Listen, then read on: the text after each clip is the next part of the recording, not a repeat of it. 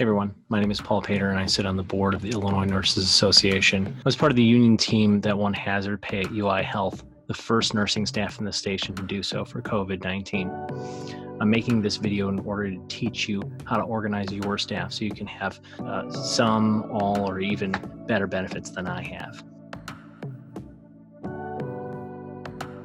Unionized workers are able to meet as equals with our employer and negotiate collectively for improvements in our working conditions. Nurses who are unionized are able to address staffing, they've improved wages and benefits, and we're able to defend our profession against corporate erosion.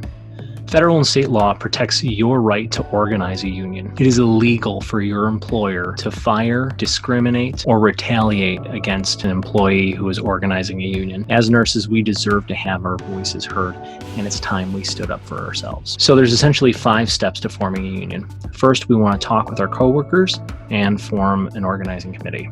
Then you'll get people to quickly sign union authorization cards. After that, you'll request voluntary recognition from your employer.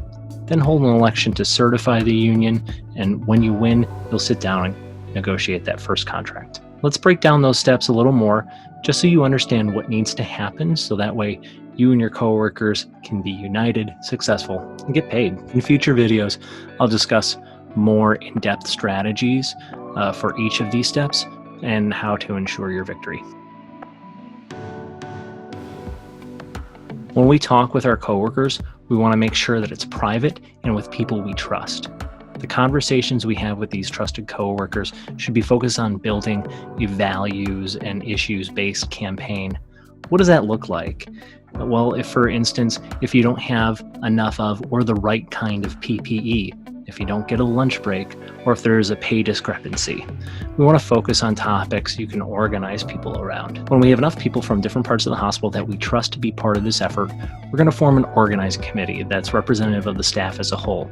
It's really important that the committee is also representative of the workforce demographics such as gender, race, language, and social groups. The people on this committee will likely be the same people who will negotiate the contract, so it's important that we choose people who are thoughtful and insightful, people who listen but won't put up with bullshit. It's important that you not approach anyone who is known to give information to management. Eventually we will talk to everyone, but for right now, let's start with folks who are trustworthy and respected. Okay, so we've identified our committee. Now it's time to have coworkers sign union authorization cards. You'll get these cards from the union you are organizing with. So if you're in Illinois, you'll organize with me in the Illinois Nurses Association. If you're in another state, do an internet search for nurses union in your state and contact them. We still want to keep management in the dark for as long as possible, but it's necessary to start bringing in other people. When we're asking people to sign the union card, it's actually authorizing the union to be the legal representative for negotiations and collective bargaining purposes. People should only sign this card if they want the union there and they're ready to stand up for themselves and their patients. You may hit speed bumps in this process as people spout myths or ask unfounded questions about unions. It'll be your job to help dispel these myths.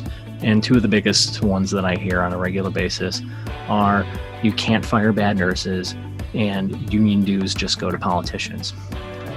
To dispel the first myth, take a humanistic and compassionate approach. Ask this person why they would want to take away someone's livelihood and not provide them with an opportunity to better themselves and better their practice. For the second, lay down some law knowledge. Let them know that it is federally illegal to provide union dues to any political candidate or any political campaign directly.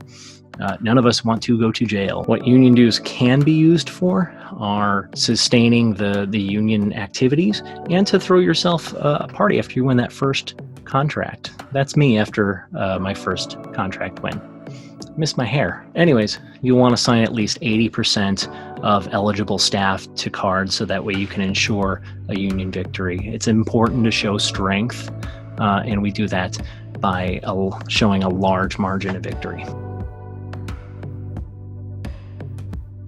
So now that we've had people sign cards, we want to request voluntary recognition from our employer. If they decline to recognize the staff who have organized our union, we'll have to file for an election with the National Labor Relations Board, a federal agency that is dedicated to your right to organize and have a union. If you are a public sector employee, you can file with your state's Labor Relations Board. The NLRB will conduct a secret ballot election as quickly as 42 days from filing, but sometimes as long as a few months. That's really important to keep your coworkers' morale high and keep everyone united during this waiting time. Once we're publicly trying to form a union, our employer will try and convince everyone that a union isn't the answer to the problems in the workplace. This is referred to as the anti-union campaign. Our employer will hire a high-priced professional union buster to write leaflets, emails, coach management on mandatory anti-union meetings, and more. It's so important to stay visibly united and fight misinformation and fear tactics by focusing on the problems we need to improve. Administration might hold a captive audience meeting during this time and disguise it as mandatory education. We have the right to challenge the stories and anti-union propaganda heard in these meetings, but it's more important to get people together after these meetings to remind ourselves why a union contract will address the problems in our workplace. When it comes time for the election, a simple majority of yes votes will certify our union as the legal representative at the workplace. Once we've achieved legal certification, it'll be time to elect a bargaining committee. Part of that committee's responsibilities are to conduct a detailed survey of the membership's demands. What do we want and what do we need to see in a contract? What issues are we willing to meet halfway, and which ones are we willing to withhold our labor for to ensure our victory? After crunching the data, we'll negotiate our first union contract that speaks to the issues our brothers and sisters are willing to fight for. Remember, a union is a democratic organization. Your union contract can only be ratified by a majority of votes. The same is true as if we want to take a large action like a strike. Now, in my experience, the word strike has a dirty connotation in the nursing world.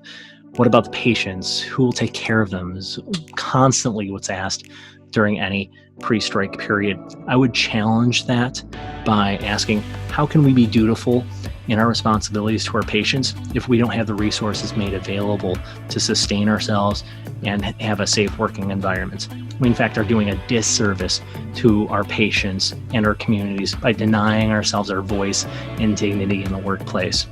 A union says to the employer, we know you can't do this without us, and we can prove it. Withholding our labor is the leverage we have when dealing with management, and good nurses don't cross the picket line. To let anyone do so undermines the whole point of having a union in the first place. And travelers, trust me, the money isn't worth the reduction of the dignity of the staff you're replacing because it damages the profession as a whole.